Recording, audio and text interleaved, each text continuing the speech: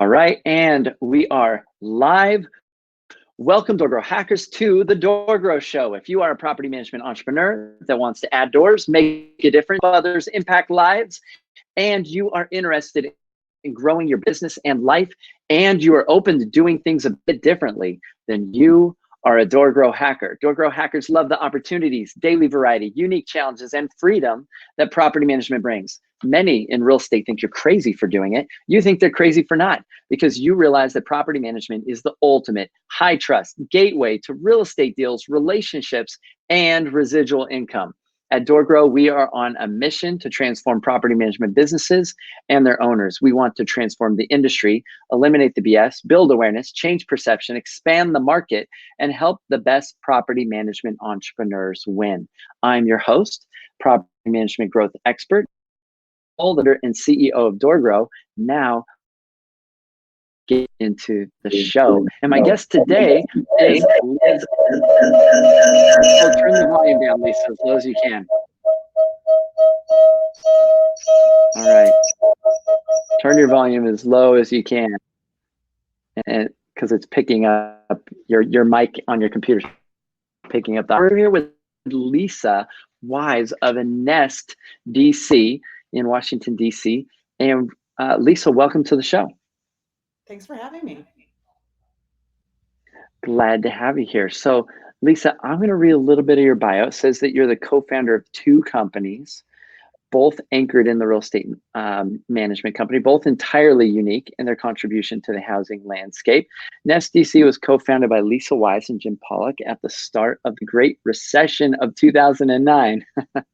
Nest manages residential rental units throughout Washington, DC, with a commitment to customer service and an emphasis on quality spaces and experiences. From 2011 to 2015, Nest DC was voted a top property management company in the DC City paper, Best of DC issue. In August of 2016, Nest placed in the Inc. 5000 list of fastest growing companies in America. That growth is a reflection of an investment in the workplace. In 2013, Nest DC was named a small business gem in Washingtonian magazine's top 50 places to work issue.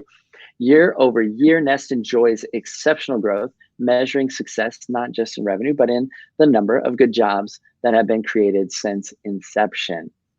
So I'll stop there, but why don't you tell us a little bit about your background and how you got into property management? Yeah, it's a great question. When I was in graduate school, I was living in an 1893 Adobe duplex. Oh, you know what? Hold on real quick. Lisa, you may have more than one window open because it's looping. Or somebody else in your office is listening. I'm hearing more than one of you. It's looping. Is that better? Yeah, I think so. Did that work? Yeah, I think so. Cool. All right. Cool. So I lived in Tucson, Arizona. I was going to graduate school there and had an 1893 Adobe duplex, which was one of the coolest spaces I've ever lived in. And I got a nice degree in political economy and enjoyed a long background doing political consulting, basically. But I liked working with my hands, and having an Adobe duplex is the best place in the world to get comfortable working with your hands because nothing's square and everything's kind of made of dirt, and there was no stem wall, and it was actually a pretty easy kind of my first house. And I liked the idea of being able to do a thing and then turn around and I'd improved the space. I'd worked from working on the plumbing to patching the roof to, doing paint. I feel like I've painted many square miles at this point. And it was something that I think came really naturally to me. And I enjoyed that process and working with my hands. And I had grown up in an environment where working with your hands was definitely something that was what you did. And the great thing about that duplex, when I asked my landlord if I could buy it, and he said yes, was it was a duplex. And so I automatically became a landlord, and I loved that. It made perfect sense to have someone else pay my mortgage. It made perfect sense to give someone a great space at a great rate and share some resources, including a backyard and dog care and all those kinds of things.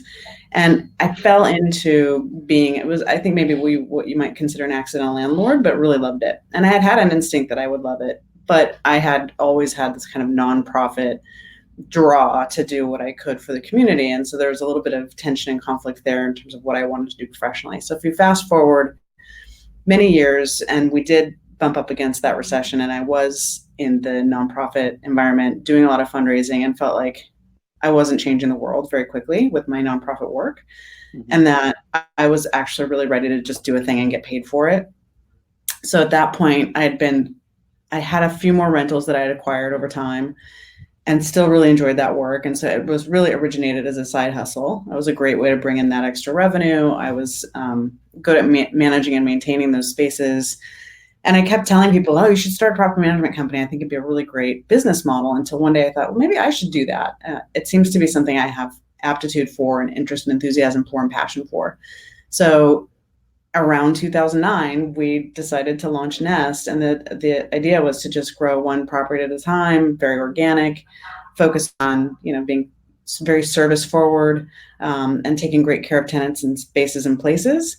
And it worked, especially in DC, where service doesn't always tend to be stellar, and where a lot of the management companies were, I think, high volume and not really building relationships one tenant at a time or one owner at a time. And we came with a really refreshing approach to the business, a really refreshing approach in terms of our relationship to community. And the city was clearly ready for us. So that's the origin story of Nest DC. Love it. So it sounds like, you've got sort of an activist built into you, it sounds like. And so in property management, I wanted to touch on this. I think a lot of times we get so caught up in business, but I think property management can have a really big impact on families, on people. And so maybe you could touch on that a little bit, because I get a sense that that's something you're passionate about. What sort of impact do you feel like you get to have, or ripple effect you get to have as a property manager? And why is that interesting or inspiring to you? Yeah, that's a great question. It's truly an act of trust and intimacy to be invited to manage someone's home and personal space. And doing it well is really an opportunity for us to create meaningful impact in people's lives every single day. So everybody needs to live someplace. Everybody deserves a place to live that is clean and well-maintained and safe. And we get the chance to make that happen. And we get the chance to be responsive and make people feel like their home base is that safe space for their family. And, it's been pretty intriguing to feel like I can make more impact on people's day-to-day lives in this business than I did in a lot of the healthcare and environmental work I did in my previous professional career. And because I do think that we give people a chance to have a better quality of life when they're living in one of our spaces. And we do get a chance to take good care of these properties. A lot of our properties are older, and older as in historic.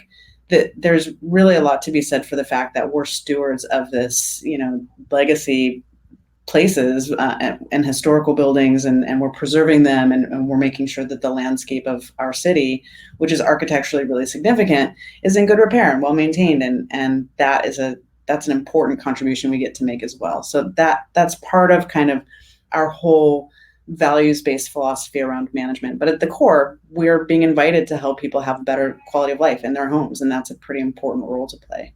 So you breezed over something that I think was really significant. You said that you're able to have a bigger impact by being a property manager than by the environmental work that you've done and other, nonprofit stuff that you've done. Yeah. So just explain that a little bit, because I don't think people realize the impact that they can have as property managers. And I think if we could paint a bigger picture for the industry of that inspirational aspect, I think we would attract better property managers into the industry. And I think that there would be a better perception of the industry out there. And I think tenants would have a better experience. I think families' lives would be better. People that are living in these different units underneath the property manager would have a better experience. The owners would be happier. I think the industry could use a little taste of this. So explain that a little bit, because you have experience with this. Maybe paint a little bit of the contrast there. I think that's fascinating to me.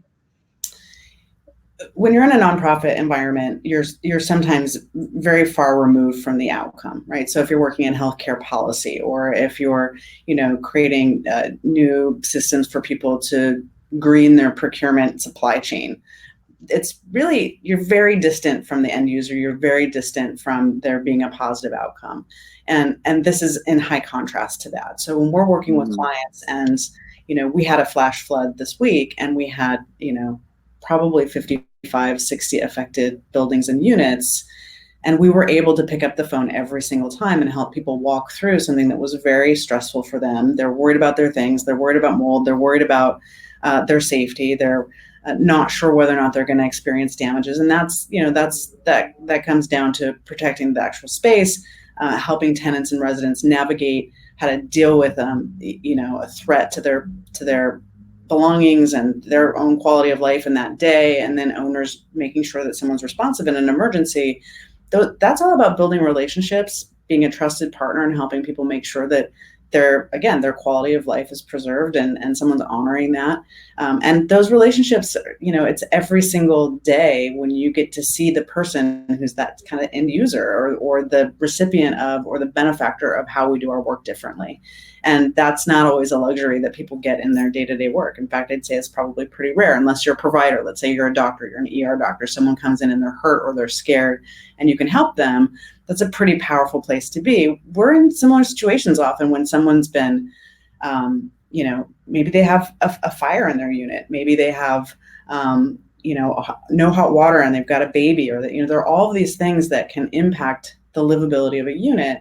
That isn't just about inconvenience. It's truly about making sure that people are safe and protected in their spaces. And we want to solve those problems cheerfully. We want to take care of those people. We want them to feel like we're a good partner in making sure that part of their life is taken care of. But ignoring problems, letting things fall into a state of disrepair, not caring about style, not caring about the building, avoiding paying, for the actual expense of repairing things. None of those are good strategies to building solid relationships that help people feel like it's a good partnership. And we like to emphasize partnership as one of our key strategies for doing the work well, and to success. So this is something that I think is probably really appealing to property managers. I mean, I mentioned in the intro some of the things that I've noticed clients kind of mention to me that they resonate with. They love the opportunities, daily variety, unique challenges, freedom that property management brings. But I love this idea. I think there is, I think there's quite a few property managers, or maybe most, that really do love that direct impact that they get to have.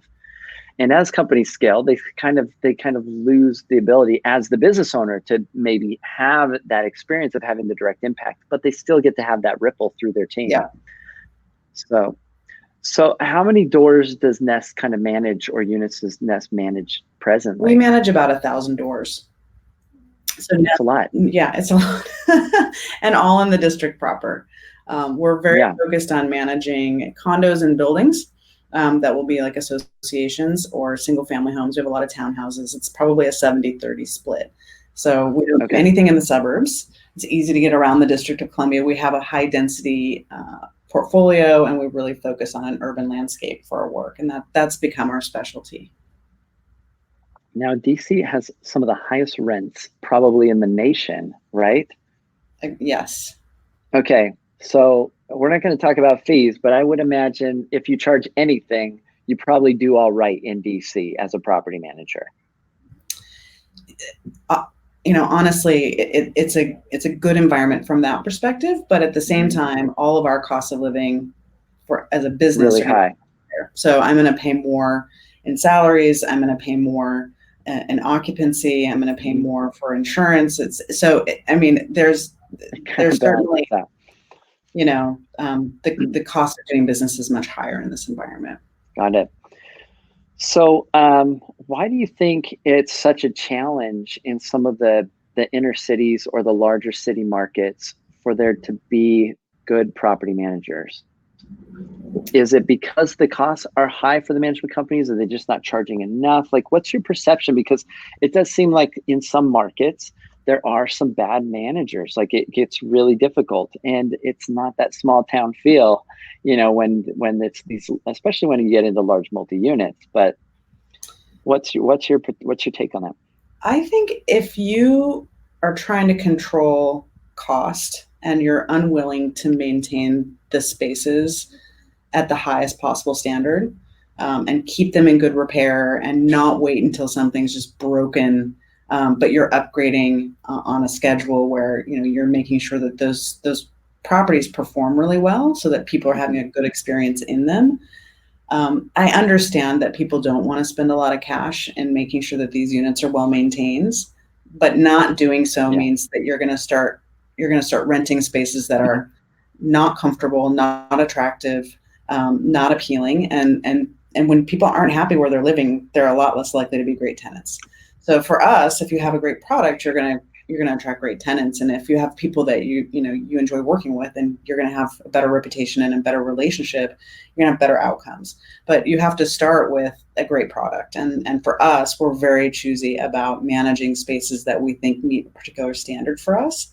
We're not going to be the owner's beard and make bad maintenance decisions and undercut the needs of the space because somebody wants to save money. If we have an owner that is insisting that we not keep that space in good repair, then that's not a relationship that we'll keep.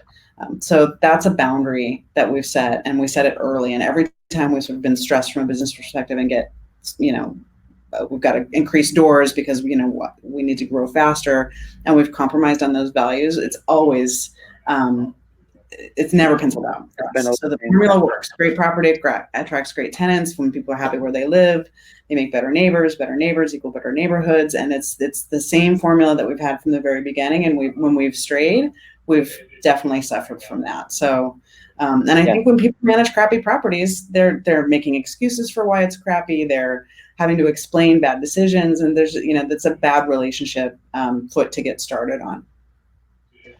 Yeah, so I've talked quite a bit. People have heard me talk about the cycle of suck, but I think this is an interesting ingredient that's overlooked. Is as a property manager, in order to stay out of that cycle of suck of having bad owners, bad tenants, bad properties, bad tenants, and bad reputation in the market, one of those ingredients is to have a philosophy of maintaining the properties at the highest level. That is because that is going to dictate the type of tenants. That's going to dictate the type of situations that you're going to have to deal with. And I think something you mentioned, I think that's really key, is the importance of having a proactive strategy towards maintaining these properties rather than a reactive strategy towards maintaining these properties. And I think there's probably a little gradient scale you could draw on a piece of paper. Am I reactive or are we proactive? And I think most property managers could look like they could figure out where on this continuum they sit. Yeah. And I think if you're off of middle towards reactive, they're probably a company that's dealing with pain and problems that are unnecessary. And it's because they didn't maintain that boundary, like you talked about, with the client from the beginning. And they haven't continued to maintain that when those problems arise with an existing client. Yeah, I mean, we've had owners that say, I can't believe I have to replace this hot water heater. It's been working perfectly for 25 years. Like, you've been rolling the dice and getting lucky, but things don't, just because it's now a rental and it worked fine for you doesn't mean that these things have an actual lifespan. So sometimes there's a tension between owners who just truly don't see the value of maintaining things to that highest possible standard. Right. But the cost of dealing with a flood is much higher than replacing the hot water heater in the first place. And sometimes you can't explain simple math and logic to people if they're emotionally attached to the idea that it's a rental, you shouldn't spend any money on it. And we're actually in the opposite position where we say it's a rental, take great care of it, it'll take great care of you. I mean, someone's paying for your mortgage, you can capture the depreciation, you're probably saving money substantially on taxes, you're going to build an asset and make money basically on the interest rates of a mortgage. And I think replacing a water heater is not that big of a deal in the grand scheme of things. But people look at it transactionally instead of looking at the big picture, which is too bad. And I think it's part of the property manager, and we have to educate our owners around what it means to be engaged with that property and keep it in good repair. And we give them estimated costs for maintenance over the course of a year and what they should expect. And we have them sign off on that being the expectation over the course of the relationship, that they will spend money on the properties. And we make the counterpoint that properties that are in great shape and well managed, tend to keep tenants in them for longer periods of time, which means that the turnover costs, the things that you don't necessarily have to do annually, like painting, if people hold over as tenants, you're going to have to do. If you're having high turnover, you're going to have to pay leasing fees. So there's a lot of advantage to having the nicest possible property and taking great care of it. But it can be hard to walk owners through that. And then if your proxy for owners and a management company is just not given the resources to adequately take care of the space, then they're really truly not able to take great care of the tenant. And then you're just kind of stuck being the bad guy. And I think a lot of property managers have been in that position. And instead of, it's hard to explain that to a tenant. They don't care who owns the property. They just want it to operate really well. So all of this really starts with your onboarding process with new prospective clients. It sounds like, I mean, you're throwing little things out there that I think people are missing. And you are taking people through an estimated maintenance cost, and you're giving this to them up front, so they have an expectation to spend money to take care of these things. You're talking about educating them. You have some sort of, verbiage or process or something you're taking them through to educate them on why they need to maintain this property at the highest level. So you're shifting their mindset away from trying to keep costs low and charge rent high, and over the life of the property to make sure it's a good investment. You're also helping educate them on the importance of keeping in it long term. Has other benefits. And there's probably other things that you guys do as a company to shift towards this. So it sounds like you've really worked backwards from the idea of how can we have really great properties, and how can we make sure that we have owners that will allow us to keep them really great. And I'm guessing, based on your background, what really seems to drive this, what I'm hearing, is that you really want to take care of the tenants. Oh, absolutely. I mean, a happy tenant is going to take great care of that space. So, if they're feeling well taken care of, then it's truly in the best interest of the owner and the property to do so.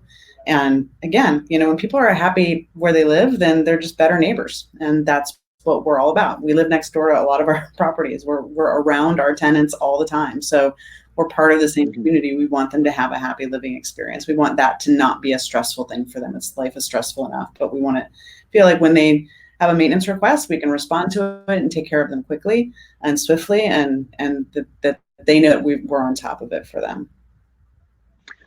So Lisa, for those that are listening, they're like, "Oh, Lisa's got 1,000 doors. Like you're like one of the whales in the industry. You're like one of the unicorns that's made it magically to this place that every property manager maybe dreams of, or they think would be incredibly painful to get to and doesn't dream of. But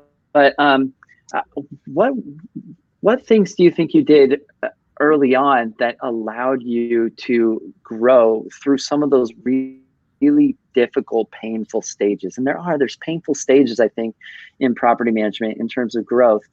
How did you weather through those while other companies get so stuck? Yeah. We are never. I don't know if there's something you could share there for those that are not where you're at, but those that are going through those transitions. Yeah. Maybe there's some ideas that you could share with them. I'd say technology, being nimble, and staffing are the three top things that we do. So okay, being nimble is kind of the first one. We stop all the time and evaluate our systems and strategies for how we do our work. And we're very open to the idea of changing the way we do things for the better.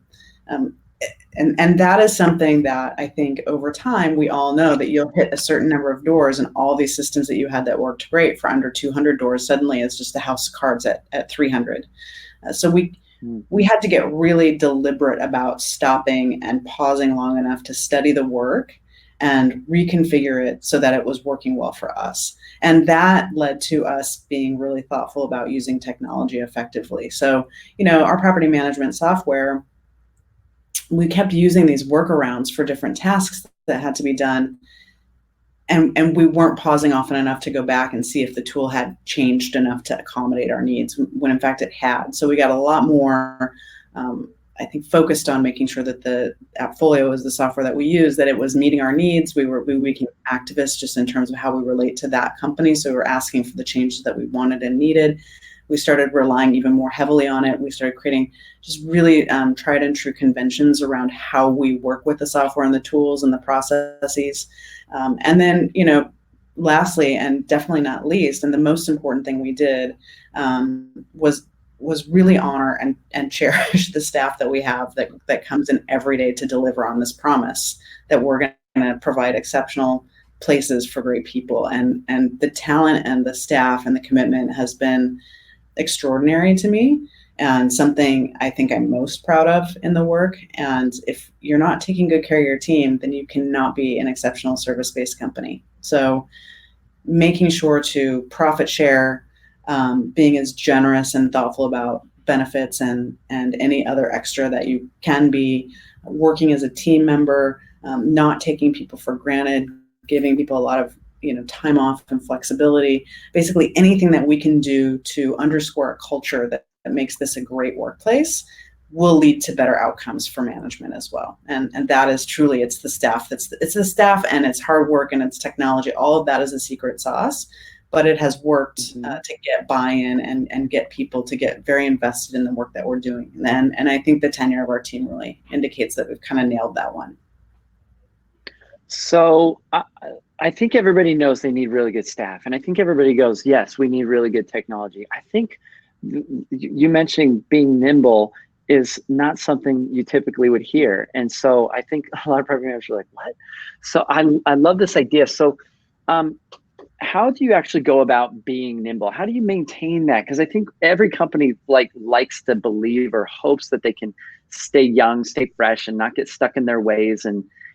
But it happens. Like they just, over time, they start like, this is how we do things, and they've got problems to solve. What do you have a process? Is this something you tactically sit down and do on a regular basis? How do you guys actually become nimble? We actually spend a lot of time retreating and having conversations about our system. So we're pretty, we commit a lot of energy to those conversations. We'll do a quarterly all staff, all day retreat. And oftentimes those retreats are about how can we streamline and be better at our work, and we'll break into different teams. We did a really fun thing that I actually picked up from someone that had presented at NARPM, where we had people do kind of a Shark Tank sessions, and we had teams get together and propose different ways of engaging with our clients that would be that would accelerate the client experience, and we implemented every single one of them. So when you're asking for everybody to contribute to revisiting and focusing on how our systems can be more improved, all from the plumber to the CEO, we have everybody participate in those all-day meetings and coming up with ideas for how we can be even better at what we do. Then and they see that that the fruits of that time actually, we did something with those ideas.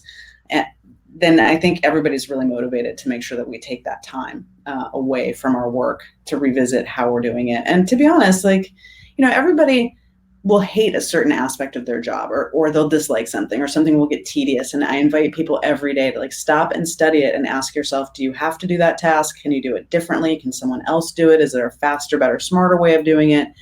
And if you're inviting everybody to ask themselves whether they have to do something that they don't like doing anymore, that's pretty motivating. They're like, I really hate doing this data entry, or this workaround on managing utilities or something. And I'm like, wait, should we be doing utilities at all? Is this something that we have to be doing in the same way? Then I think everyone's is being invited to find better ways of doing their job and enjoying their job more. And when that's the investment and when that's the incentive, then I think people are a lot more engaged in being nimble. Okay. I love it. So we do that as a company as well, and that's kind of built into our cadence of planning, our planning system that we do as a company. And I think it's amazing when you allow your team members to give you feedback, the ideas that they come up with, because our perspective as CEO or entrepreneur at the head of the company, we have what we think we need from the top view, but my graphic designer, she's going to have a different perspective from her standpoint, what we could do differently in our process when we get into that piece. And I imagine it's the same in property management business. There's so many moving parts, especially when you get to your size and scale. Everybody sees things from a different perspective, and they see things that bother them. They see things that could be improved. They have ideas to innovate. And when you allow them the space, and so I think the magical thing that you're doing is you're allowing your entire company to shift out of tactical day-to-day operations for a short period of time into strategic planning. You're allowing them to shift into strategic, and strategic time in a business is the time that grows companies. And companies that only are doing tactical work, maintenance requests, leasing, tactical day-to-day emails, phone calls, sales, whatever. If you're only doing tactical work, the business can't grow. It just doesn't seem to grow. It's the strategic work that helps you trim the tree so that it can grow. It's the strategic work that helps you plan and figure out what you can do next to innovate and create. And you've built that in as part of your process that you do every quarter. Yep, 100%. So okay, very cool. So, and I love the idea of the Shark Tank sessions. And you said you implemented every idea that we they did. brought up. It was really fun. From people thought about infographics that we could use to describe sort of what happens when you become a tenant and who you're interacting with. And we were able to use different Upwork tools and Fiverr tools to get access to talent that before we had thought was out of reach, and just being really thoughtful about how we use different modern day sort of side hustle, economies to capture talent and skill sets that we don't have in house, so that we can make some of these kind of big dreams come true for our teams. It's been awesome. Okay, I love it. Well, I think, is there anything else in the new paradigms in property management, our topic at hand, that you think we should bring up? Because that's a really good one, maybe even to end on. I love that idea. So yeah, I agree. I think you ask great questions, and I really appreciate your patience with my technology snafus. That's okay. That's all right. That's everybody has technology snafus. That has technology. It's just part of what happens with technology, right? So yeah. So Lisa, I really appreciate you being on the show. Thank you for sharing those insights. I think there were some really practical takeaways for people watching that they could implement. And I look forward to seeing what. Awesome. Thank you so much, and great luck with all of your work. Okay, thank you. All right. So a little bit of delays and lags, but that's the internet. I'm at a remote location and doing things a little bit differently. So hopefully you guys can hear me okay today. But I appreciate you guys tuning in to the DoorGrow show. If you could take a moment, if you're listening to this later on iTunes, be sure to subscribe in iTunes to the podcast. You'll get notified when episodes come out. You can listen to them while you're driving around, get insights, and be sure to leave us a review on iTunes. We really appreciate that. As a team, that really makes a difference for us. And if you are a property management entrepreneur that wants to add doors and make a difference, we would love to have you inside of our Facebook group, the DoorGrow Club. You can join that. It is free. It's for the business owners of property management companies. Go to doorgrowclub.com. And if you are wanting a more effective website, you are wanting to optimize the front end of your business, dial in your pricing, dial in sales, dial in leads for your business, that is what we are experts at DoorGrow. Please reach out to us. You can check us out at doorgrow.com. All right, everybody, until next time, to our mutual growth. Bye, everyone.